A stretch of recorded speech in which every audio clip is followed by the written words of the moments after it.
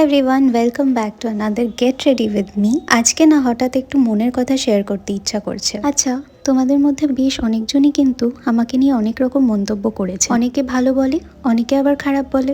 আমি কিন্তু প্রত্যেকটা কমেন্টই পড়ি। হয়তো সবার রিপ্লাই করা হয় না, তবু চেষ্টা করি আলাদা আলাদাভাবে রিপ্লাই করার। আমরা কেন জানি না সবাইকে সোশ্যাল মিডিয়া বা অন্য কোনো প্ল্যাটফর্মে দেখলে পরে হঠাৎ করেই তাকে না জেনে বা না চিনে তার ওপরে নিজেদের অ্যাজাম্পশনগুলো ছুঁড়ে মারি। আমরা এটা একবারও ভেবে দেখি না যে সেই মানুষটার কাছের মানুষ বা প্রিয়জনরা সেই কমেন্টগুলো পড়ছে, তাদের কি মনের মধ্যে ফিল হচ্ছে ভাবি কি আমরা? তবুও বলবো, আমাদের তো বাক স্বাধীনতা আছে, তাই না? আমরা তো বলবোই, ভালোটা শুনছো খারাপটাও শোনো, সে না হয় শুনবো, কিন্তু পরিবার বা কাছের লোকজন টেনে কথা বলা এটা কিন্তু একেবারেই মেনে নেওয়া যায় না। তবুও আমি এখনো বিশ্বাস করি যে 100 জনের মধ্যে 90 জন খারাপ বললেও 10 জন কিন্তু ভালো বলবে। আর তোমাদের এই সামান্য অ্যাপ্রিসিয়েশনটাই আমাদেরকে মোটিভেট করে আরো ভালো কিছু করার জন্য।